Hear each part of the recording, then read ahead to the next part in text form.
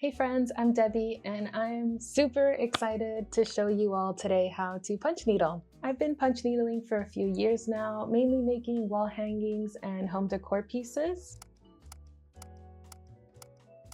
It's one of my favorite mediums or crafts or whatever you want to call it. I find it to be super relaxing and easy to start with. We're going to go through all the materials you need, how to set up your frame, how to literally punch needle, and then how to finish your design. You'll find the links to all of the materials I talk about here down in the description. So let's get into it. Let's get into some of the stuff you'll need to punch needle. So first thing you'll need is a frame or an embroidery hoop. I use a frame with gripper strips on the side. I got this on Etsy, but I know that you can also make one on your own. There's lots of YouTube tutorials. You'll of course need a punch needle. There's lots of different sizes, but I use this one, which is one of the bigger ones. You'll need a needle threader to thread the yarn into the punch needle. You'll also need some yarn. I use both acrylic and wool, but either or is fine. Just make sure that the size of your yarn corresponds to the size of your punch needle. So because I use the larger punch needle, that's why I use a larger size yarn. You'll also need some monk's cloth fabric. Because I'm using the larger punch needle and the larger yarn, monk's cloth has the most flexibility so that the punch needle can go through the fabric and create the loops. You'll also need something for the back of your piece. I personally like to use felt because it's soft and pretty inexpensive. You'll also need some scissors, and also these little scissors, I'm not sure what they're called, but they make it really easy to cut the yarn as you're working on your punch needle piece. You'll need a glue gun and some glue sticks, regular glue as well, a marker, either a Posca, a Sharpie marker, or even a fabric marker would work. You can also use a projector to draw your design on your fabric. We'll get into that later. And since we'll be making a wall hanging piece, I personally like to use these D-rings to hang the piece on the wall. So now we're going to go into how to set up your frame to punch needle. I'm going to teach you how to add the fabric to your frame if you have one of these frames with the gripper strips. If you have an embroidery hoop, just fast forward and I'll also teach you how to set up your embroidery hoop with the monk's cloth fabric. So if you have a frame with these gripper strips, first of all, I'd say be careful because these are super pointy. If you get one of these frames or if you make one yourself, I definitely recommend getting one of these covers so that you don't pinch yourself while you're punch needling. So first, you'll lay your fabric onto your frame. Remember, this is the monk's cloth fabric. As I'm laying the fabric onto the frame, I always try to leave some room for the fabric on the sides, about 1 to 2 centimeters. This is about how much I try to leave on each side to give you an idea. Once you have your fabric laid on top of the frame, you take one of the sides and you start pushing the fabric into the little needles, but try not to get pinched. You don't need to add too much pressure, just try to gently push in the fabric until you start seeing some of the needles come through the fabric. Once you're done with one side, you go on to the opposite side. So since we started on this side first, now we'll go to the opposite side over here, and I'll start pressing down on the fabric to start adding some tension to the fabric, trying to make it even throughout. You'll just pull little by little on the fabric until you start to feel the needles go through on the other side. Once you're done with these two sides, then you do the same for the other two sides. You'll cut out the fabric and then you're done. Sometimes it's easier to cut the excess fabric off before adding tension to the other two sides. Just try to see which way works better for you. So since I'm cutting out the fabric to continue adding tension to the frame, I just need to make sure to leave enough fabric on the other sides where I'm cutting. Once you've tightened the 4 sides of your frame, the top of your fabric should feel a little bouncy but not have too much give. The fabric needs to be taut so that when you're punch needling the yarn through the fabric, the loops stay in place. Now we'll put on our cover so we don't get pinched and we're good to go. Now, if you have an embroidery hoop, it doesn't have to be exactly like this one. There's also the ones that are round. First, you'll need a piece of fabric that's about the size of your hoop. Your fabric should be about 1 to 2 centimeters bigger than your hoop, so that as you're setting up your hoop, you'll be able to add this tension that we've talked about to the fabric. Then you'll basically add in the fabric to your hoop as you would when you are embroidering. Since the monk's cloth is a bit of a thicker fabric, you'll probably have some trouble getting it through if it's one of these kinds of hoops. You just have to add some pressure as you do it and try not to break your hoop. As you start adding in your fabric, add in some pressure as you start trying to close the hoop. Pull on the sides to create that tension that we need, and then bring the clasp of the embroidery hoop together. Once you have the clasp screwed on top, Then I like to start pulling on the sides to create the tension that we need for the punch needle. Make sure the clasp on top is screwed on well, and now you're ready to punch needle on your embroidery hoop. So once you have your frame set up, it's time to add our design to our frame. Some ways you can do this is by directly drawing on the frame. You can use a projector to project one of your designs and then trace it that way, or you can also use a stencil. Today I'm going to use a projector to draw directly on the frame. I've made my design on my iPad Pro, and I'm going to project this image onto the frame so that then I can just trace it.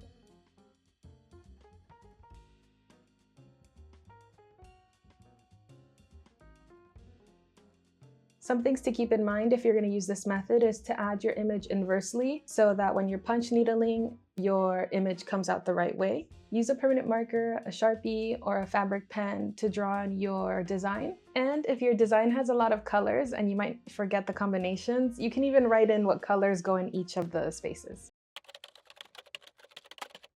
Before we get into the wall hanging, I'm going to show you how to set up your punch needle and how to actually use the punch needle.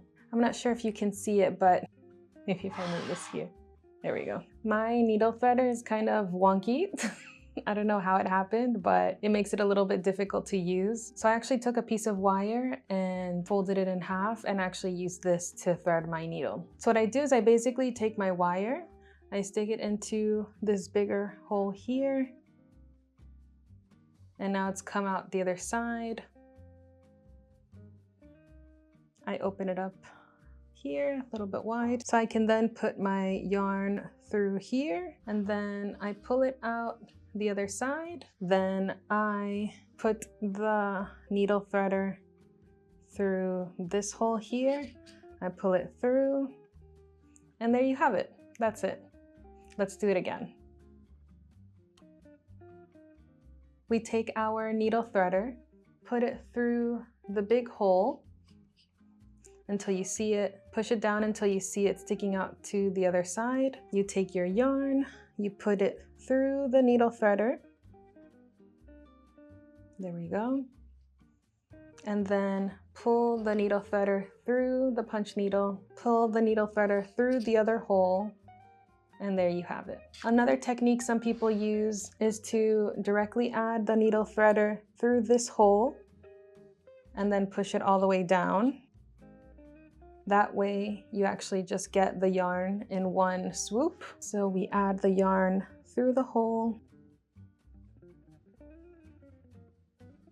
Yarn is in, and you just pull. And your punch needle is ready to be used. So now for the fun part. And to punch needle, one thing I recommend you do is pull out a lot of yarn, because as you're punch needling, you can't have the yarn have a lot of tension, so the more slack you have, the better. So you see we have a lot of loose yarn here. I recommend you always keep a lot of loose yarn from the ball. So to punch needle, what you're gonna do is your needle should always be facing this direction, having the yarn behind. You basically punch through. Your needle shouldn't lift too high from the fabric. You should really keep it close to the fabric. So you've made one punch, you move a tiny bit forward, and then you punch again. And you repeat over and over. And that's all there is to it. So I'm going to punch in a line so then you can see what it looks like.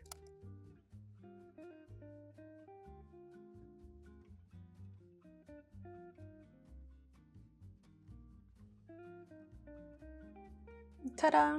You have a line of yarn. Because we're trying to make a square to turn, what you do is you will punch down, turn the needle in the direction you're going to go in, and then keep punching down.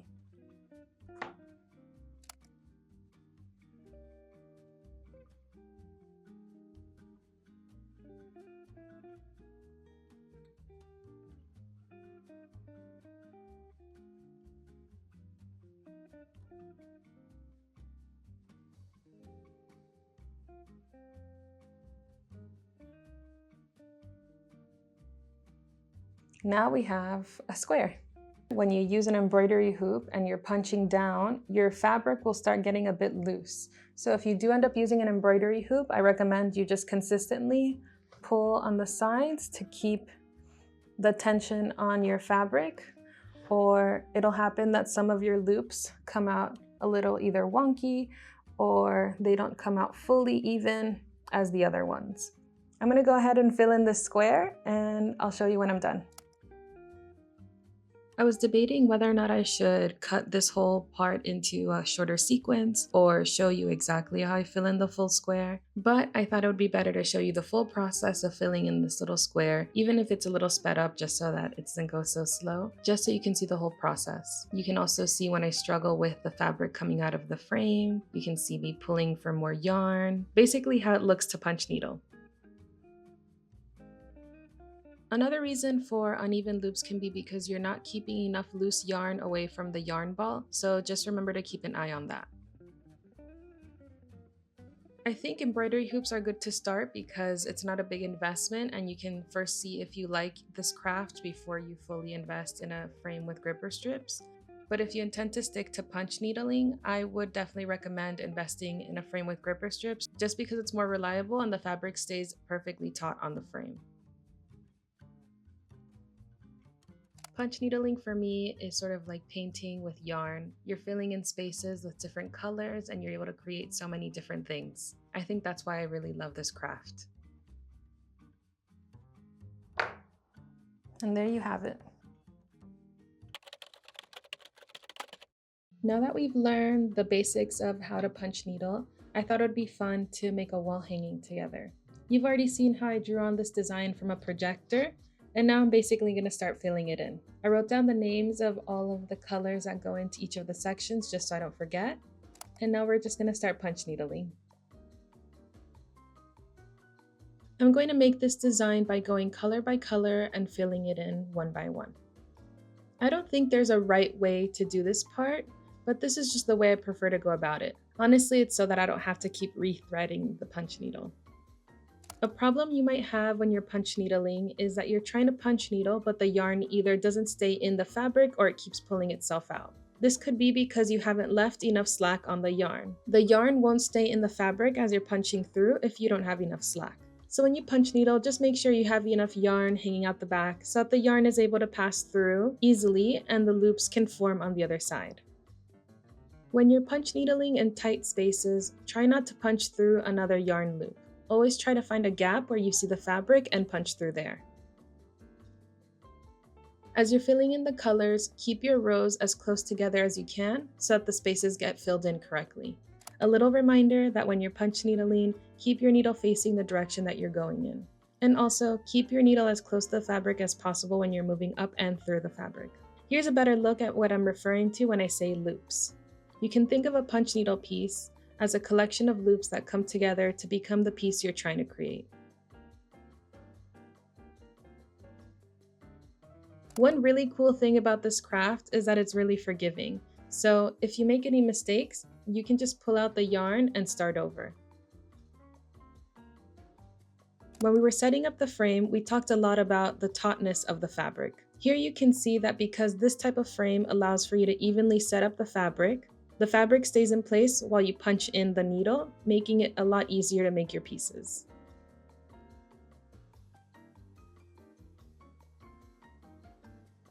So this is what it looks like with the blue part done.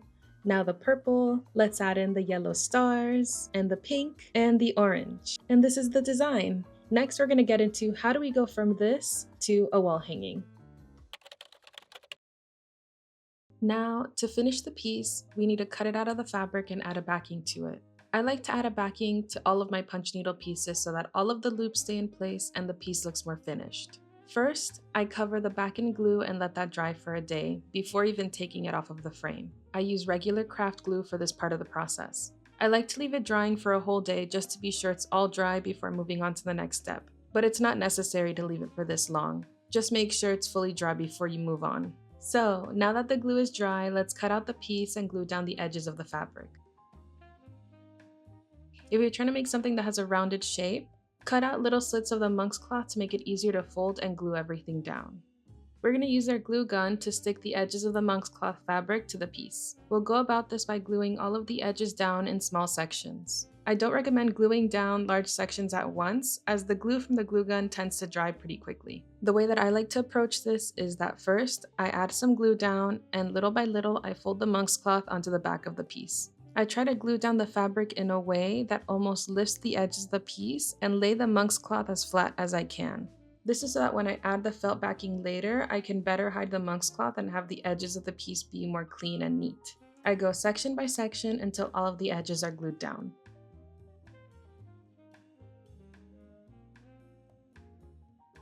Since we're going to hang this piece on the wall, let's add our D-rings to the back. This part can get a little tricky depending on what you're making. For our butterfly, we're going to use 2 D-rings, 1 on each wing. You can use as many D-rings as you think you'll need for your own pieces. I tend to use 1 D-ring if it's a small piece, and 2 D-rings if it's a bigger piece. This is so that the piece hangs flat and evenly on the wall. Since there's 2 D-rings and I want to hang the piece evenly, I'm going to use a ruler to make sure everything is aligned. Then, with my glue gun, I glue down the D-rings directly onto the back of the piece.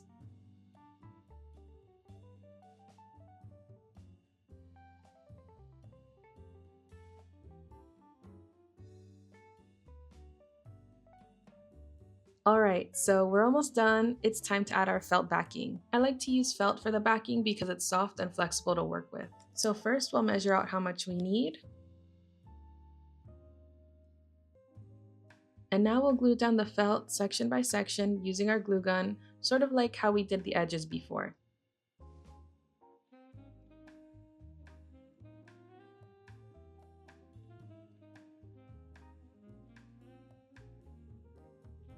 As you glue down the felt, try to hide as much of the monk's cloth fabric as you can.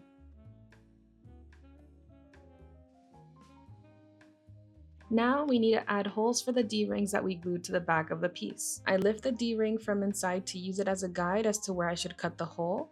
I cut out a small slit and push the D-ring through the small hole I just made.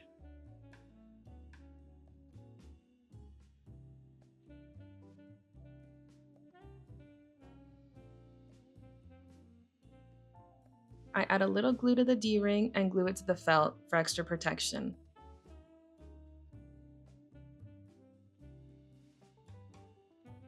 Then, I continue gluing down the felt to the edges of the piece, trying to hide as much of the monk's cloth as I can. Sometimes the monk's cloth can get kind of bulky as we're gluing it down, so it might peek through the edges of the piece, but I try not to worry too much about that as you can't really ever see it once it's hung up.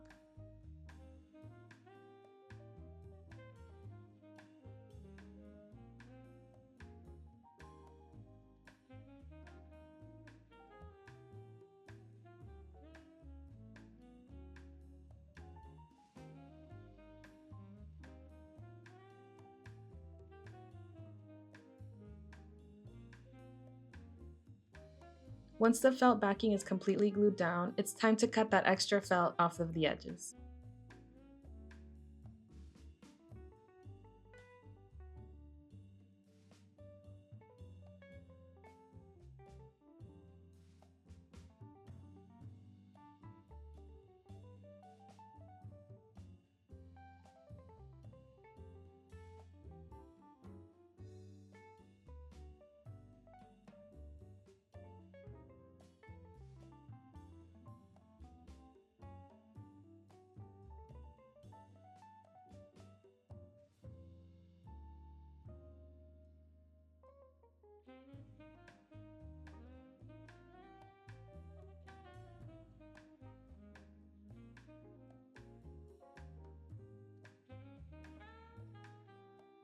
And that's it. Here's the finished piece.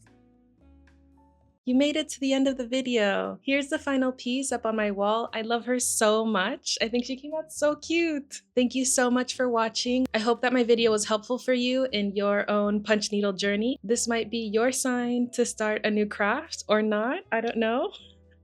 I am completely self-taught and there's so many different ways you can approach punch needle, This is just a little tutorial on how you can start and how you can make something for your wall at home. This is my first time doing any sort of tutorial kind of video, so please let me know in the comments what you think. Do you have any questions? Did I miss anything? Let me know and I'll help you out as much as I can. Thank you so much for making it to the end. If you liked this video, please like and subscribe, and I'll see you in the next one. Bye! Bye! Bye!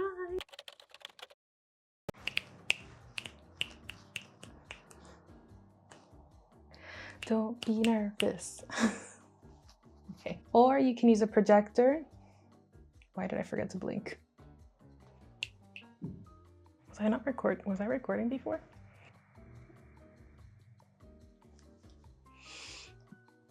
I'm so bad at ending these videos. I just never know what to say. I never know what to say.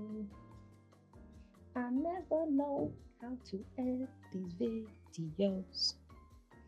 I wanna end it in a nice way.